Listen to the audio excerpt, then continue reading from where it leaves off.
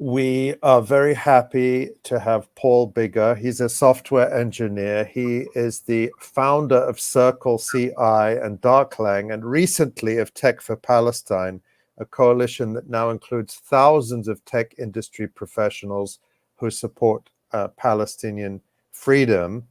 Paul's most recent blog post is about how Meta, the parent company of Facebook and WhatsApp, is complicit in Israel's genocide in Gaza. We're going to talk about that. Regular viewers may remember that we had Paul on a few months ago, and we are very happy to have you back with us, Paul. Hi, Paul. Hey, thank you so much for having me. Thanks, Paul. It's a pleasure. Paul, you've been following closely the revelations about artificial intelligence, and I think you also watched the discussion we had a week or so ago with Anthony Lowenstein, the author of the Palestine Laboratory, and how these AI systems Israel is using basically to assist its genocide in Gaza, systems with names such as Gospel, Lavender, and Who's Your Daddy. And there's been a lot of focus on some of the details about how these systems supposedly work. How should those of us who are not necessarily versed in the technical specifics regard these systems and the role of AI in this genocide? How would you explain that to someone like me who doesn't necessarily understand all the technical aspects?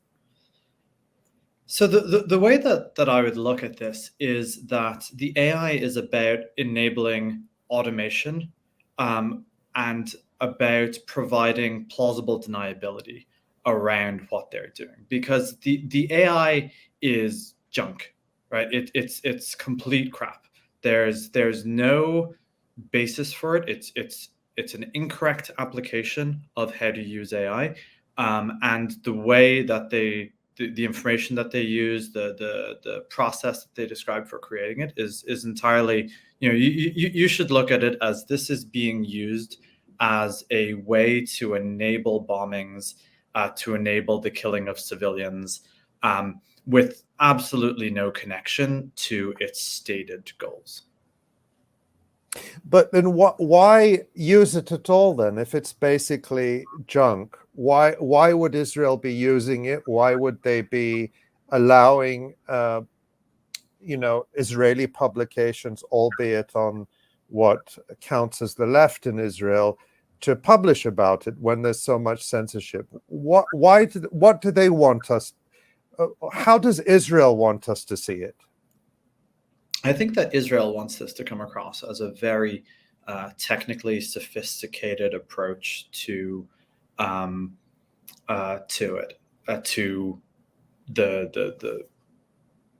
actions that they're taking. They want us to think. I've been thinking about this for quite a while. Why is it that this article was let through the censorship? And I think the idea is that they want us to believe this 90% number. So there's a number in the article where they say that 90% of targets are that was the threshold they use, and talks at other parts in the article about lowering the threshold to increase it, but to increase. But just explain 90% of what? Well, exactly. Maybe it might be good to take a step back and sort of like look at how AI works. What AI does is it produces a formula, like a mathematical formula, like 3x plus 4y, that sort of thing, algebra. And it creates this formula from past information that it has. And then it puts new information into that formula and tries to see from the answer, is someone a militant? And this is the same sort of thing as an Instagram, predicting a post that you might like, or Netflix recommending a movie. All of these models, they're called recommendation algorithms. And you can see from this that the AI, people think of AI as being something quite smart, and ChatGPT looks like it can talk to you, but all it's doing is in every case it's predicting something based on past data. It's not it's not doing any intelligence. It's not doing any investigation. It's not, intelligent in a way that a human is intelligent. And so when you look at it being applied for, is someone a militant, right? It's not verifying that someone is a militant. And in the Lavender article, they indicated that the human verification, which was supposed to be done afterwards, is not being done. But even from that, it's a pre-crime idea, right? The very concept of it is that we shall predict who we think might be a militant. And I mean, there's a whole ton of things wrong with how they're doing Lavender. The change from how data is being collected to how data is being applied is like hugely problematic, and even if it was appropriate. But the idea that you would predict a sort of like a pre-crime kind of idea, it's at best these are suggestions for people to investigate, and there absolutely should be no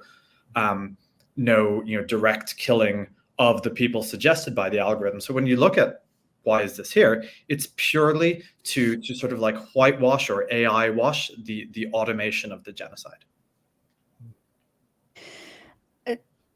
There is a discussion we had with Anthony last week where, like we were talking about these kinds of surveillance techs, including AI, including, biometric surveillance, and also in terms of what happened on October 7th, where the Palestinian resistance was very effective at taking down, the $1 billion wall around Gaza, and impacting the surveillance matrix around Gaza. And it would be like very reasonable to assume that that would have an impact on Israel's tech, capabilities to sell that kind of tech on the global market. And Anthony, said that actually there's been no indication that the tech market has taken a hit, which also makes sense in terms of like global capitalism and how it works. And even if it doesn't work the way it's intended, it's still a commodity and a product that's being purchased and sold and marketed. What do you make of the Israeli tech sector, and do you think that it's it's self-branding as like the startup nation with all of these incredibly dangerous, lethal, and prone to mistake sort of software and tech is still being marketed? I think the Israeli tech sector is quite large. There's 6,600 startups, I believe, in the Israeli tech sector. My main focus on it is recognizing how fragile that sector is. We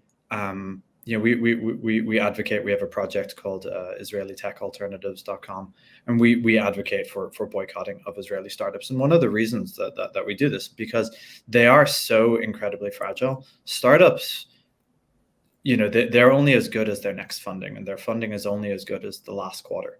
So in order for them to survive at all, they need to keep this inflow of capital, to keep the inflow of customers as well. And so startups can entirely fall over by missing a single quarter. And it's something where the even a slight fracture of the narrative, whether of a particular startup or of the tech sector as a whole, a tiny break there can lead to extraordinary change in their sector. And so it's something, on the weapons side of things, the weapons side of things is honestly the most secure or the most kind of like fundamentally safe sector, because it's something where kind of really doesn't matter as much as it does in kind of more B2B applications. Mm-hmm. Mm-hmm. Yeah, it's kind of remarkable. You in your most recent blog post, you write that Meta the parent company of Facebook and WhatsApp is complicit in Israel's use of these automated killing systems, you mentioned Lavender. Can you explain how Meta helps Israel kill Palestinians? So to be clear, I suggest that they may. Mm. One of the things that's discussed in the Lavender article is this book that's written by the YS is the initials that they use, and that's been identified as the head of Unit 8200. And in that book, they talk about what kind of data is being used in the system of Lavender. And as I mentioned, Lavender is using these signals, right? It's predicting on the basis of some signals, of some data about people. And one of the things that they suggest that they use is, are you in a WhatsApp group with somebody? And this kind of points to the flaws in the system, right? What does it mean if you're in a WhatsApp group with someone, right? Does it mean that you are, living in the same building as them? It might mean that you have the same soccer team as them. It almost certainly doesn't mean that you are, in the same Hamas battalion as them, because they are almost certainly not. I mean, it would be ludicrous to use to have a WhatsApp group of this is where Hamas hangs out. So what they're doing is they're trying to extrapolate this who do we kill from membership of WhatsApp groups, and probably membership of WhatsApp group is not a solid indicator of is this person in Hamas, or is this person a Hamas commander, which was the thing that the algorithm was originally trained on. But Meta's role is unclear. And it is very important that Meta answers it. They have not released their latest transparency report. They were supposed to have released their transparency report by now. I'm told the transparency report is not good. I don't have any more details on that. But this is something where you can look at this company that has significant leadership sympathies to Israel. Sheryl Sandberg, who's on their board, is doing the sexual violence tour for Israel, pushing out that narrative that Israel has constantly been pushing on, and where there's it's pretty much correct to call it a hoax at this point. Mark Zuckerberg has donated to 𝐓𝐡𝐞, which as we all know, is the group that originated a lot of the false propaganda around the October 7th atrocity porn. And Zuckerberg donated to 𝐓𝐡𝐞. And also Guy Rosen, I don't name him in the article, but he's well known who he is, was a former 8200. That is their head of policy. The title is CISO, Chief Information Security Officer, and this is one of the people who is most senior in their policy decision making. I'm told he's the person most directly responsible for the suppression of pro-Palestinian content on Meta brands, on Instagram in particular. So these are kind of the decision makers in this organization, and then you combine that with this, what we're being told about Lavender, that this information is being pulled out of Meta, and this is a normal kind of law enforcement claim that you would make. Law enforcement can make requests to social media companies, obviously, to say, who are people connected to, who are people talking to, what is the metadata of these conversations, and so the question has to be is Meta supplying this information to the IDF? Is it supplying it for use in Lavender? What knowledge do they have about its use in Lavender? Because there's a great many people at especially Guy Rosen, but across Meta, there's a great many people who worked in the IDF who were either IDF soldiers or in the IDF unit 8200. It's very common for 8200 soldiers to become part of the tech industry, and unit 8200 is a massive organization. So there's a lot of cross pollination there. So it's very natural to ask Where are they getting this information? Is Meta complicit? You know, that's really the question for Meta. We want Meta to tell us. Yeah. And just to really clarify this, so Guy Rosen is the Chief Information Security Officer at Meta, which owns Facebook and WhatsApp, which pretty much all of us use one or the other pretty much. I mean, there are some people who use neither, but I'd say 98% of us are probably using one of them. He's the Chief Information Security Officer for Meta, one of the most senior policy and decision makers at Meta, and he is a veteran of Unit 8200, which is the Israeli Army cyber warfare unit, a notorious unit. And going back to 2014, there was a group of veterans of Unit 8200, who came out, I suppose you could call them whistleblowers, who came out and said that what we were doing 24 hours a day was spying on Palestinians, not spying on Hamas commanders, spying on all Palestinians, listening to their phone calls, looking for any information that we could use to help Israel. That might be, for example, somebody who was, in a sexual relationship with somebody that might be frowned upon socially, and they would blackmail them. It could be people who need medical treatment. Whatever it is, that's what Unit 8200 was doing, and that they would actually celebrate when the information they had extracted had been used to kill someone. So that's just to emphasize who Unit 8200 is. And now we presume that, or it's been reported, that this is the same unit that is responsible for developing or producing or operating these artificial intelligence killing machines, basically. And that's who is now someone who's a veteran of that is one of the top people at Facebook.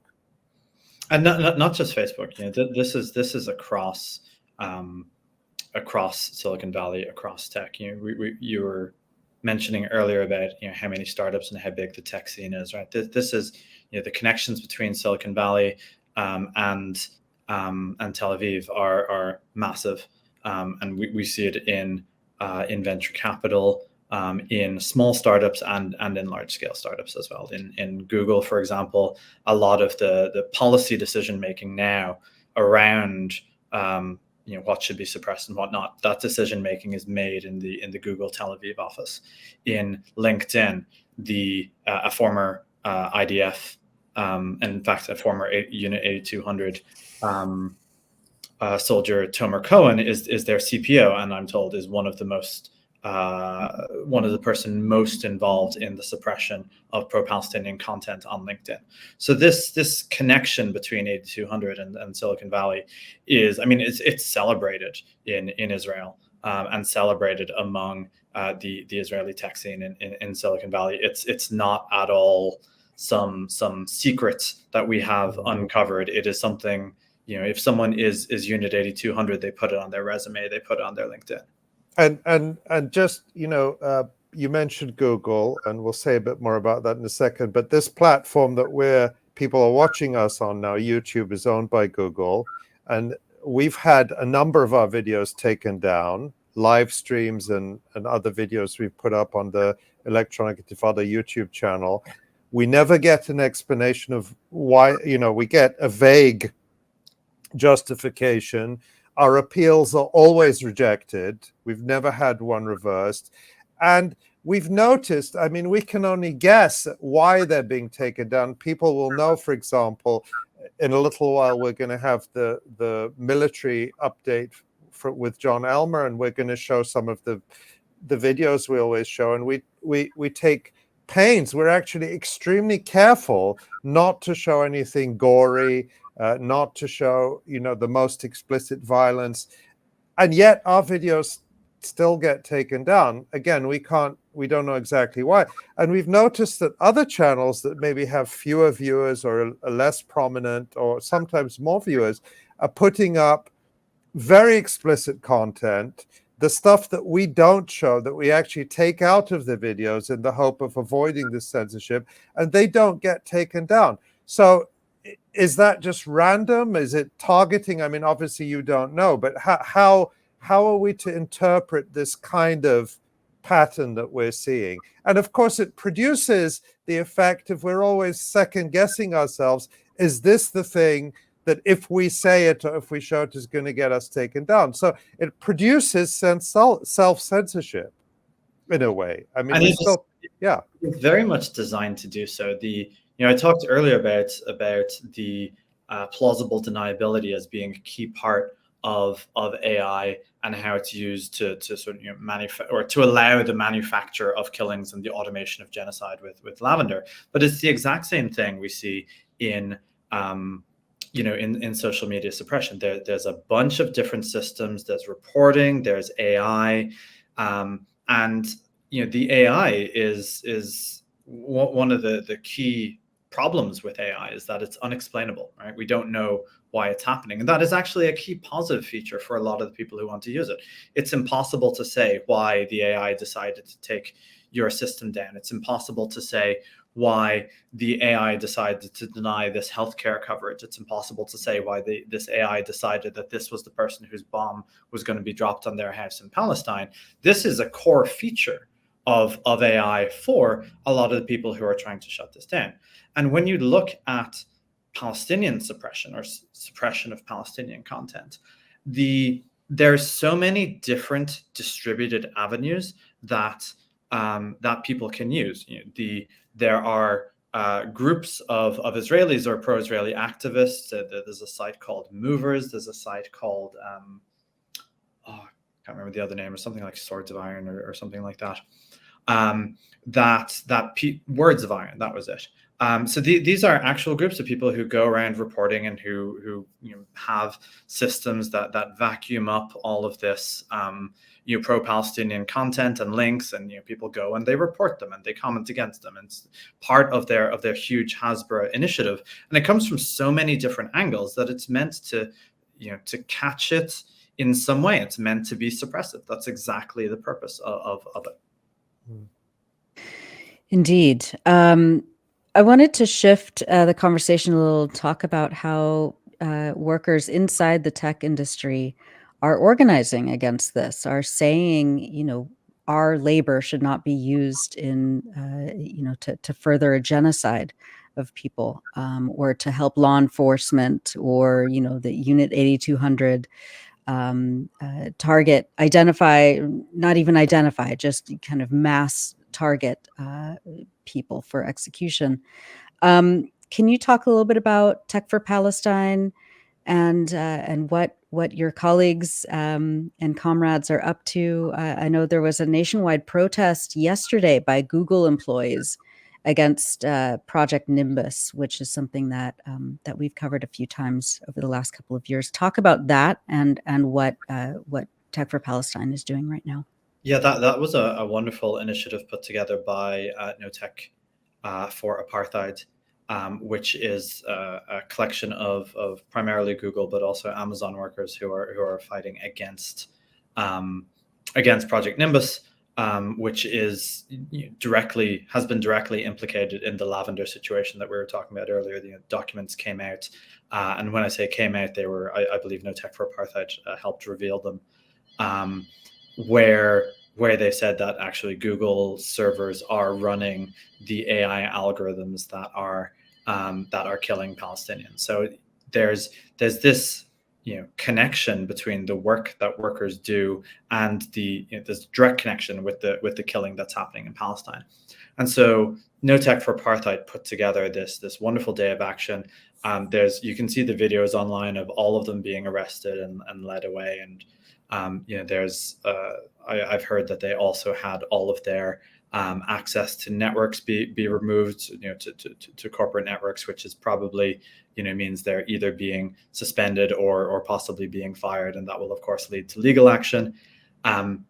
Google fired a Google worker who stood up at the Mind the View conference, which was a pro-Israeli tech conference in New York about a month ago.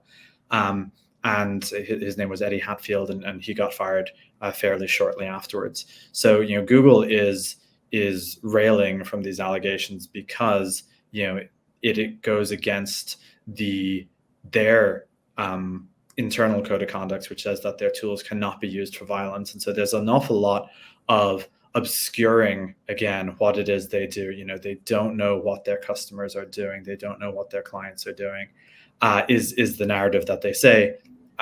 But as documents come out that show that they do, in fact, know what's happening, and that there is a lot of complicity within Google in a similar way as there was to Meta. So that's wonderful work by No Tech for Apartheid. Tech for Palestine is a slightly different approach. Our approach is to build and scale up projects that are either advocating for Palestine or that are directly fighting in some way. For example, boycotts are, you know, one of the big subgenres of projects that we produce. Today, I mean, we're 3 months old, so there's been a lot of change and a lot of sort of iterating based on what's been working, what's not. Today, you know, the main thing that we do is that we're an incubator.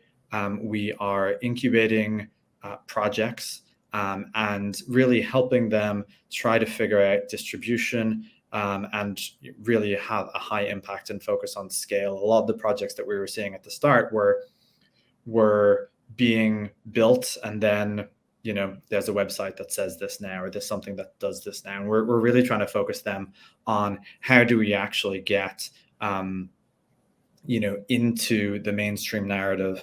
How can people think about the projects as bigger distribution mechanisms?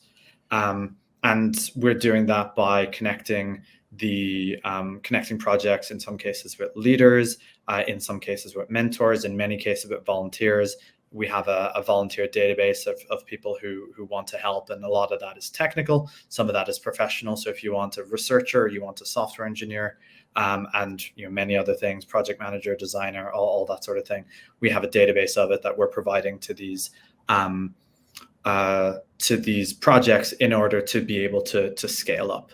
And Paul, I'm looking at the Tech for Palestine website and to the list of projects that you're currently working on.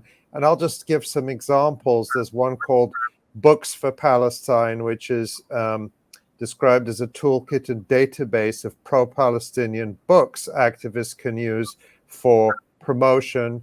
There's another one called, which I'm very interested in, Genocide Lawsuit Tracker, a website to publicize and support genocide-related lawsuits worldwide. And you've got all sorts of other ones. One here called Migrate Off Wix. Wix, many people may know, is an Israeli company that makes it easy for people to build websites. If you've got your own business or store or restaurant and you want to put up a website, a lot of people use Wix without knowing even that it's an Israeli company. So I suppose it's self-explanatory them, you know, helping people to migrate off Wix. The question I want to ask you, and I'm excited to see how all these tools and all these projects develop, but the question I want to ask you, when we spoke to you a few months ago, we talked about the enormous backlash you faced and others faced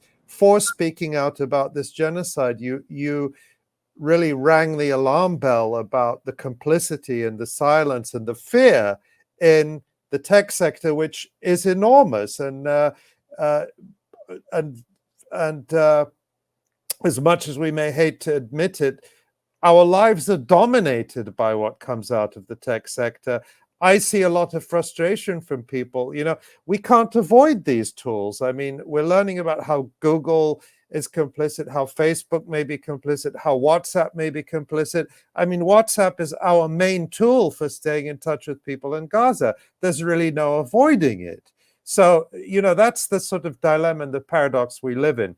So I guess the question I want to ask you is, what have you seen a difference over the last 6 months of this horrifyingly ongoing genocide? Is there a shift in the conversation? Are people more willing to speak out? Clearly some are, because you've got thousands of people involved in Tech for Palestine. But what's the big picture here? I think big picture, the narrative shift across the United States has been ginormous. It is so, it's difficult to overstate how much of a shift there has been from something where you simply could not speak up for Palestinians at all in October, and where my blog post made waves in December because no one else was speaking up about it, to today. I mean, I think that the most recent huge change was after the World Central Kitchen aid workers were being killed. There have been a ton of things that have moved the needle significantly. Another one is the self-immolation of Aaron Bushnell last month. There's a ton of small things like that have significantly changed the narrative. In terms of tech, I think the narrative has not shifted nearly enough, and I think that it's going to be a really long-term project to make it shameful to be Zionist within tech. And I think that that's where we really need to go. It's something where it's going to take a lot of boycotts. It's going to take boycotting the main things that BDS is boycotting, but also as you saw in our projects, Wix and WhatsApp. The idea that we would keep on using these tools that are reporting where we should be blown up. It's a ludicrous idea that we would keep using WhatsApp, for example, or that we would keep using Wix, because that's something that props up the Israeli economy. It's a huge Israeli success story. So that ultimately what we are going to have to do in tech is look at every single place where power is concentrated for Israel, and that's an awful lot of them, as I mentioned earlier: venture capital, their own startup ecosystem. Many Silicon Valley startups are also founded by Israelis and former IDF members. So there's an awful lot of places where it's going to have to be. And I think so far what we've seen is a solid baseline of narrative shift. So when we started Tech for Palestine, I thought, we can change tech and that will help change the US. And actually what's happening is the opposite. The US is shifting at a much, much greater rate than tech. And so I guess we're going to have to use the US narrative shift to change tech. Just before we let you go, I just have a question that I'm curious about. If WhatsApp is not the most secure, what communication texting software do you personally recommend for people? Almost all activists that I know use Signal. Mm-hmm. The vast majority of my conversations around Palestine and around organizing around Palestine happen in Signal groups. All of the protests I attend, they're all on Signal. Signal is the place to be. Excellent. Thanks for that. And if people want to get involved with Tech for Palestine, how can they do so? So techforpalestine.org. At the moment, I think we still have people go into the Discord to volunteer, but we are putting up volunteer forms on the website. And really, people who have any sort of skills at all. If you're technical, wonderful. If you're not technical, there's the skills that you bring, translation, research, even legal and policy work. The great many skills that people can bring to projects that are extremely valuable. So right now it's very much join the Discord, and we'll figure out how to connect you. But I will say that we are a 3-month-old project. There's a lot of things up in the air, and there's a lot of things flapping in the wind sometimes. So we are doing our best. Excellent. Well, you're doing amazing work. Thank you so much, Paul Biggar. You're a software engineer and the founder of 𝐓𝐡𝐞 and 𝐈𝐧𝐭𝐫𝐿, and recently of Tech for Palestine at techforpalestine.org. That's the coalition that now includes thousands of tech industry professionals who support Palestinian freedom. Paul, thank you so much. And please come back on very soon. I know there's always a lot to talk about in the sector. For sure. Thanks so much. Thanks for watching this video. Please subscribe to our YouTube channel, hit like, leave a comment. These engagements help us with the YouTube algorithm, and it helps us to get around Silicon Valley censorship as much as possible. It does make a difference. You can also support our journalism by going to electronicintifada.net and clicking on donate now. Thank you.